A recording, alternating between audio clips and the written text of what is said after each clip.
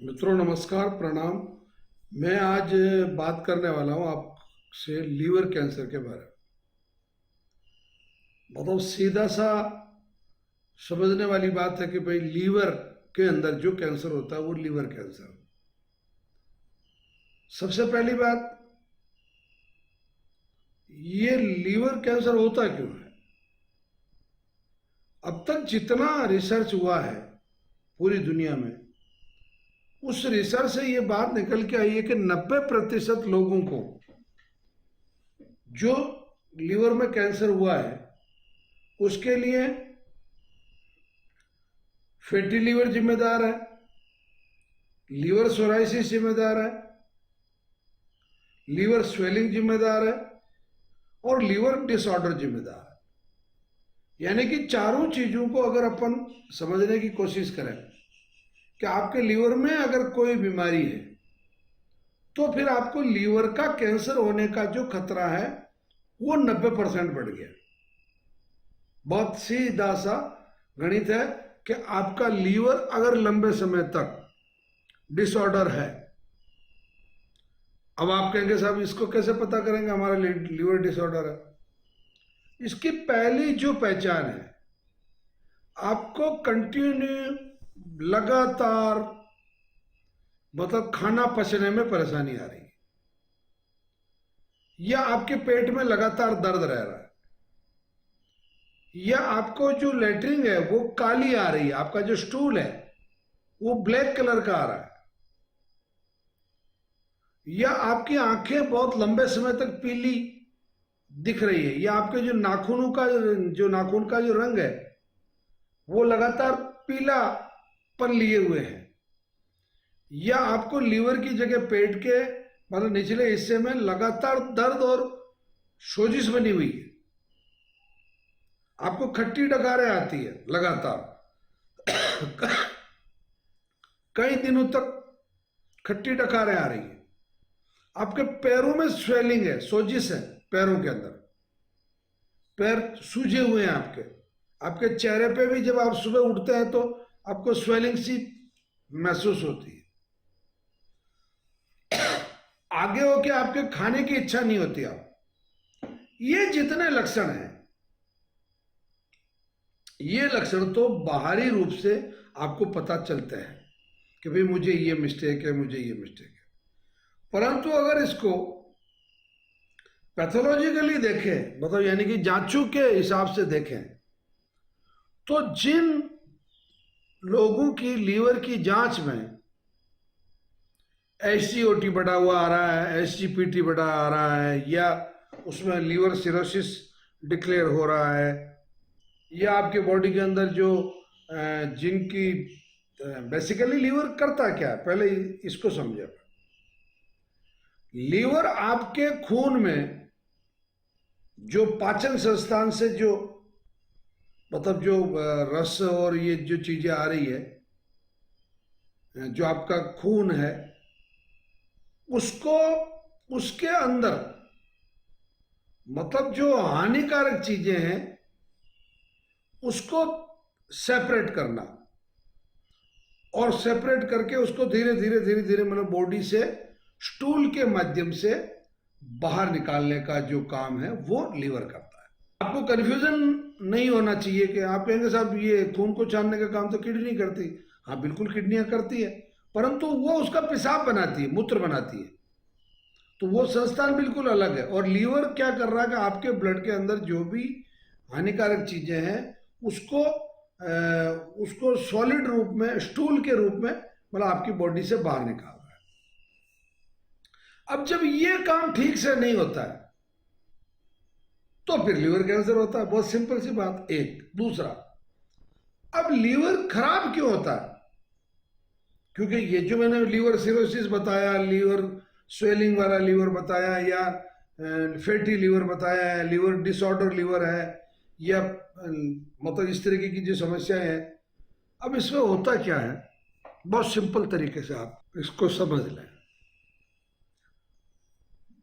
आपका लगातार तेज मसालों का सेवन, अचार मुरब्बों का सेवन, लगातार शराब का सेवन, अत्यधिक मात्रा में नमक का सेवन, या कच्ची भूख, यानी कि भूख आपको जोरदार भूख नहीं लगी और आप भूख भी नहीं है फिर भी आप स्वाद के चक्कर में कुछ खाए जा रहे हैं। या इसका एक और मुख्य कारण और जो वैज्ञानिकों ने या डॉक्टर्स ने जो बताया वो है आपका चटोकड़ापन। मतलब आप चटकारे ले लेके जो खाने की जो इच्छा आपकी होती है वो आपके लीवर को गड़बड़ करता है। लीवर जब गड़बड़ होता है तो फिर आपको जो लीवर का कैंसर है वो होने का खतरा बढ़ जाता है। हालांकि 10% केसेज में जेनेटिक कैंसर भी होता है, जेनेटिक जो लीवर कैंसर है वो 10% केसेज में मतलब नोटिस किया गया है। तो 10% एक बहुत छोटा आंकड़ा है 90% के सामने। अब 90% जो लोग लापरवाही कर रहे हैं, जो ध्यान नहीं दे रहे हैं, उनको जो कैंसर हो रहा है उस कैंसर के लिए तो जिम्मेदार वही लोग हैं ना जो लापरवाही कर रहे हैं। तो मैं इस वीडियो के माध्यम से आप लोगों को ये बात भी समझाने की कोशिश कर रहा हूं कि अधिकांश कैंसर की बात कर रहा हूं, मतलब आपके 90% जो कैंसर है वो, और खास तौर से जो लीवर कैंसर है उसके अंदर व्यक्ति यानी कि जो वो रोगी है वो खुद जिम्मेदार है, इंडिविजुअली पर्सनली जिम्मेदार है। वो दारू ना पिए, वो ज्यादा नमक ना खाए, वो ज्यादा अचार ना खाए, वो भूख लगने पर, अच्छी भूख लगने पर खाना खाए, वो व्यायाम नियमित रूप से करें, मॉर्निंग वॉक नियमित रूप से करें, लीवर की सेहत का पूरा ख्याल रखें तो लीवर आपकी सेहत का पूरा ख्याल रखेगा। और आप लोगों को जान के आश्चर्य होगा कि एलोपैथी में लीवर कैंसर होने के बाद में वो कहते हैं केवल इसकी सर्जरी ही मतलब इसका समाधान है, और लीवर ट्रांसप्लांट में तो मतलब 40-50 लाख रुपए लग जाते हैं। तो वो एक सामान्य आदमी की इतनी हैसियत नहीं होती है इतना पैसा लगाने की या खर्च करने की। तो भला इसी में है कि आप मेरी बात पर ध्यान दें, लीवर की सेहत का ध्यान रखें। अगर आपको लीवर सिरोसिस है या और लीवर संबंधी कोई भी परेशानी है तो उसको आप जल्दी सॉर्ट आउट करें। उसके लिए आयुर्वेदिक औषधियों का सेवन करें, उसके लिए आहार विहार पे पूरा ध्यान दें। उसके लिए जो लीवर को नुकसान करने वाली चीज़ें हैं जैसे आलू है, चावल है, तली हुई चीज़ें हैं, फ्राई चीज़ें हैं, या आपके पिज़्ज़ा है, बर्गर है, मैदे से बनी हुई चीज़ें हैं, इनसे बचें। तो आप लीवर की रक्षा करोगे तो लीवर आपकी रक्षा करेगा। बहुत सामान्य सा नियम है। तो मैं आप लोगों से एक अनुरोध और करना चाहता हूँ, हर 6 माह में अपनी नियमित जांचें करवाते रहें। जो पैथोलॉजिकल टेस्ट है वो नियमित रूप से करवाते रहें ताकि आपको एडवांस में पता चल जाए कि भाई मेरा लीवर गड़बड़ हो रहा है या मेरे लीवर में कहीं कैंसर तो डेवलप नहीं हुआ है। क्योंकि कैंसर डेवलप होने के बाद में बहुत ज़्यादा कॉम्प्लिकेशन होती है, बहुत ज़्यादा परेशानी होती है। ऐसा नहीं है चलो पहले कैंसर कर लेते हैं फिर कैंसर का इलाज कर लेंगे, अभी तो मज़े ले लेते हैं। ये मज़े लेना ही आपके लिए बहुत घातक और बहुत नुकसानदायक हो जाता है। तो प्लीज़ मेरी आप लोगों से रिक्वेस्ट है कि मैं प्रार्थना करता हूँ कि अव्वल तो किसी को लीवर कैंसर नहीं होना चाहिए, और अगर हो गया मान लो खुदा न खास्ता बाई दी वे, तो आप नवग्रह आश्रम पर शनिवार और रविवार को सुबह 7 बजे पहले आ जाएं। उस दिन कैंसर पर स्पेशल क्लास होती है और आपको हर तकनीकी रूप से टेक्निकली आपको समझाया जाता है और आपको औषधि दी जाती है।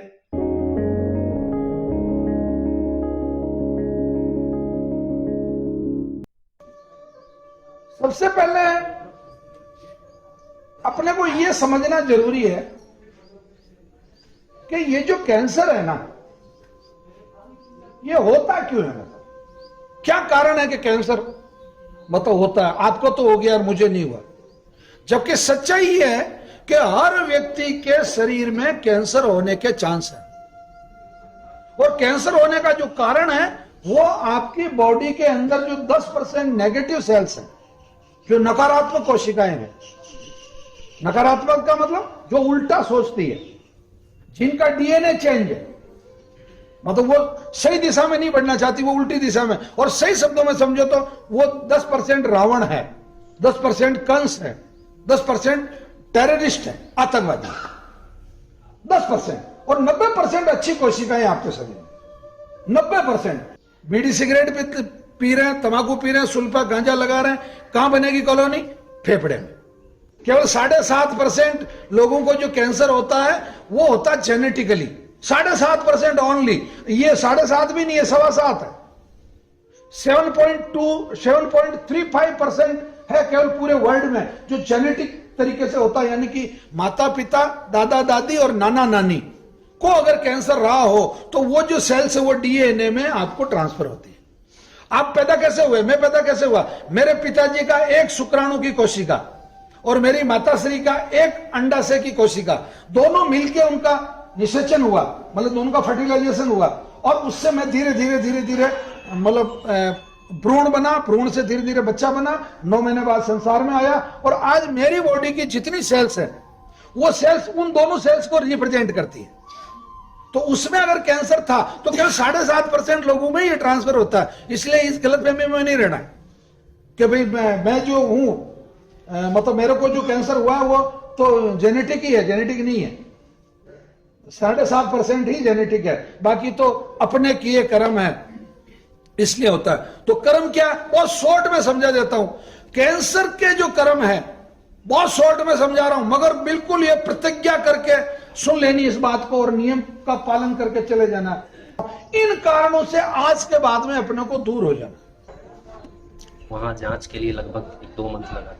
वहाँ के डॉक्टर का ये है कि वो बताते नहीं है कि आगे हम क्या करने वाले हैं, आपके पास कभी नहीं बताएंगे। बस वो आपका आ गया, आगे आप जाके दिखाइएगा, तब पता चलेगा कि ये जांच लिखे हुए हैं, आप जाइए ये जांच करवाइए। तो लगभग 1.5 मंथ वहाँ जांच चला इनका।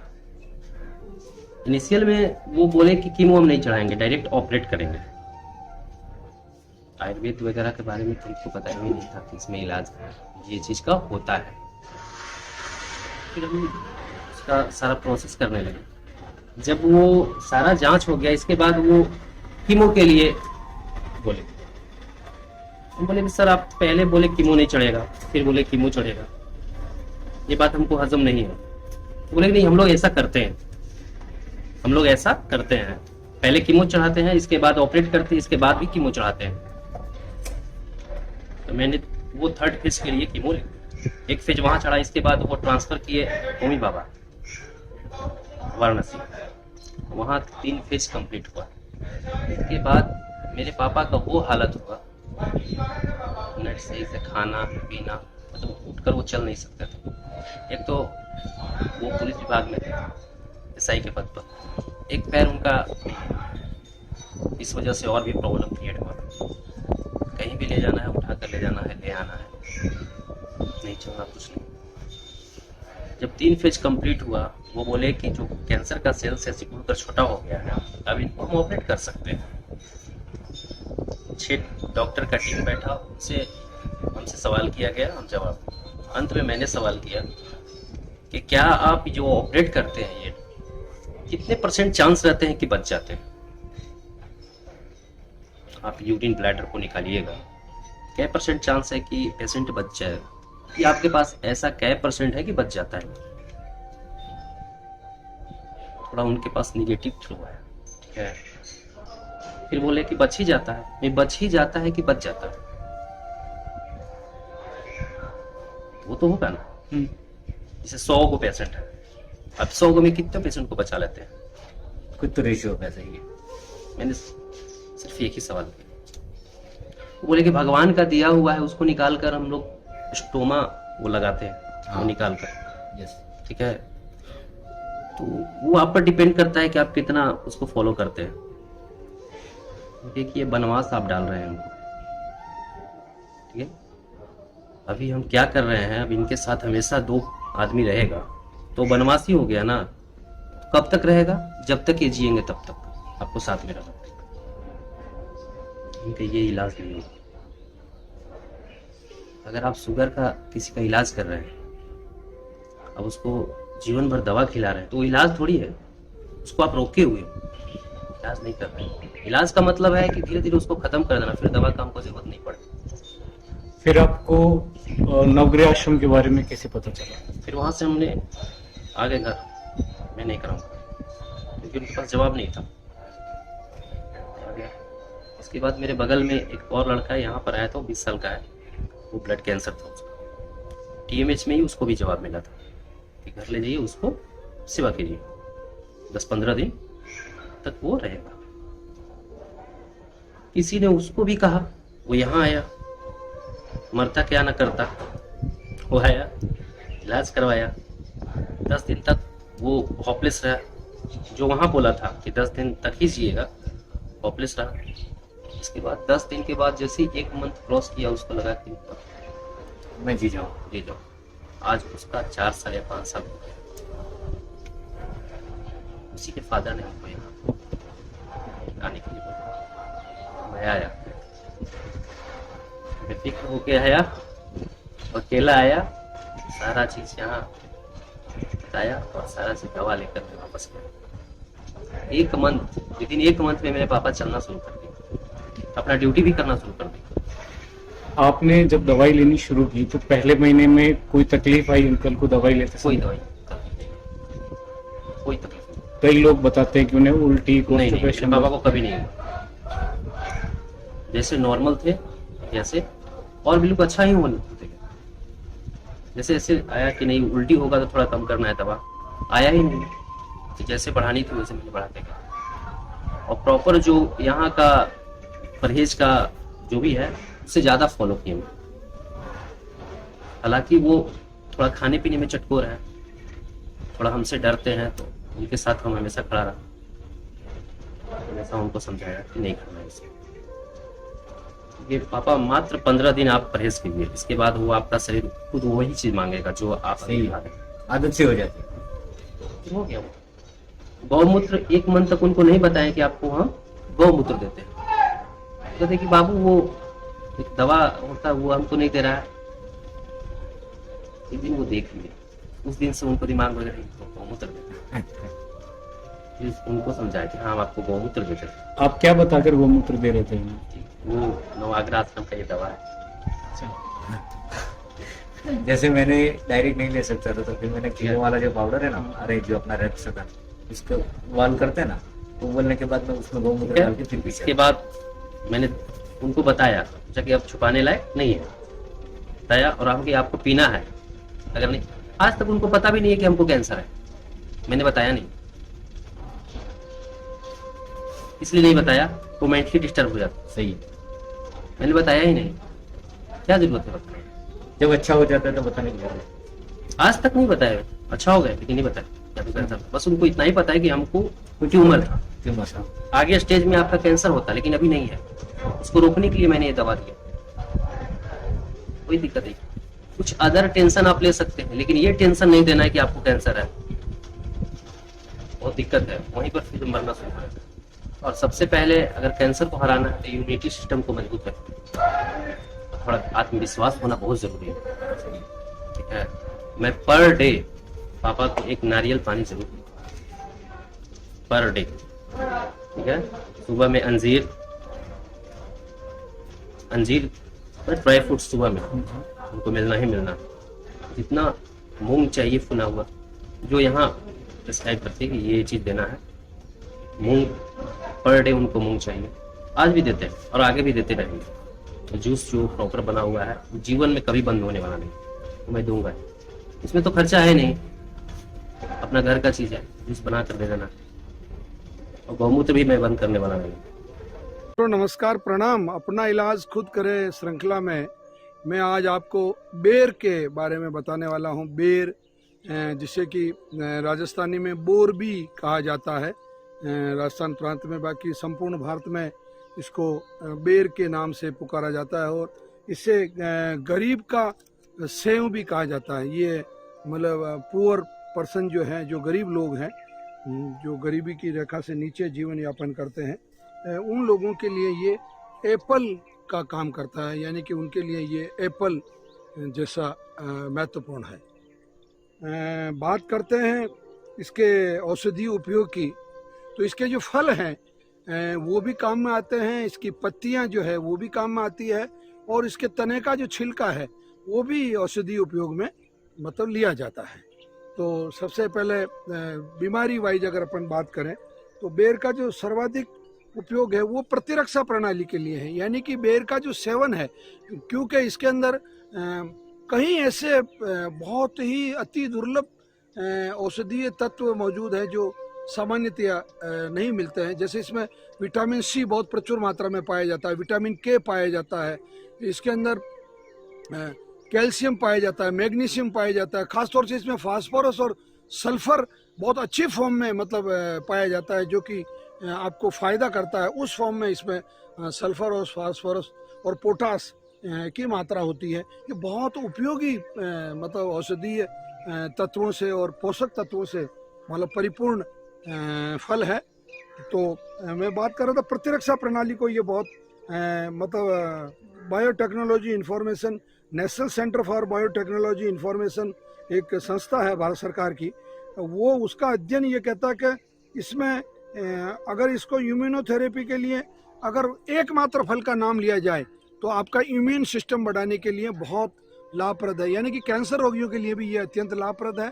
और किडनी के जो रोगी हैं वो भी प्रतिदिन 3 या 4 की मात्रा में मतलब इसके फलों का सेवन कर सकते हैं। हड्डियां इसके सेवन से बहुत ज़्यादा मजबूत होती है, क्योंकि इसमें कैल्शियम और फास्फोरस पर्याप्त मात्रा में पाया जाता है। हड्डियों के निर्माण में भी ये बहुत काम देती है, यानी कि जो गर्भवती महिलाएं हैं वो अगर गर्भकाल में अगर इस बेर का सेवन करती है तो उनकी जो हड्डियां हैं वो बहुत मजबूत होती है। ओवरवेट को ये अंडरवेट करता है और अंडरवेट को ओवरवेट करता है, ये इस फल की बहुत एक विशेषता है। तो इस फल को शरीर का जो वजन है वो ज़्यादातर लोग इसका वजन कम करने में इसका उपयोग करते हैं, परंतु जो बहुत दुबले पतले लोग हैं उनका वजन ये बढ़ाता है। रक्त प्रवाह को ये बिल्कुल ठीक करता है, यानी कि जो ब्लड प्रेशर के जो पेशेंट होते हैं उनमें ये जो बेर है बहुत उपयोगी है, मतलब बीपी को कंट्रोल करता है, लोअर करता है, कैंसर की रोकथाम करता है, क्योंकि इसके अंदर अगर आप देखें तो एमिनो एसिड पाया जाता है, बायो एक्टिव जो केमिकल्स है, इसमें एंटीऑक्सीडेंट का प्रभाव इसमें ज़बरदस्त है। तो मानव में जो कैंसर की समस्या है उस कैंसर की प्रॉब्लम को सोल्व करने के लिए जो बेर है वो बहुत उपयोगी मतलब है कि, यानी कि सीधे शब्दों में ये कहूँ कि कैंसर पेशेंट को रोजाना अगर बेर खिलाया जाए तो बहुत अच्छा। जिन लोगों को नींद नहीं आती उनको बहुत अच्छी नींद लाता है। अगर आप पर्याप्त मात्रा में बेर खाते हैं यानी कि बेर का सेवन करते हैं तो आपको नींद बहुत अच्छी आती है। पाचन तंत्र को बहुत मजबूत करता है, यानी कि आपका जो कमज़ोर पाचन तंत्र है उसको ये भूख लगाता है और भोजन को पचाता है, मतलब आपका जो पाचन संस्थान है उसको ये बहुत अच्छे से। और एक ब्रेन में जो डैमेज हो जाता है, यानी कि मस्तिष्क में जो कुछ डैमेज हो जाता है, कुछ आपको याददाश्त की समस्या आ जाती है या कभी आपको अचानक चक्कर आ जाता है, उन लोगों के लिए ब्रेन की सेल्स को रिपेयर करने के लिए यानी कि मानसिक स्वास्थ्य के लिए ये बेर जो है वो सीधा मतलब आपको बहुत फ़ायदा करता है।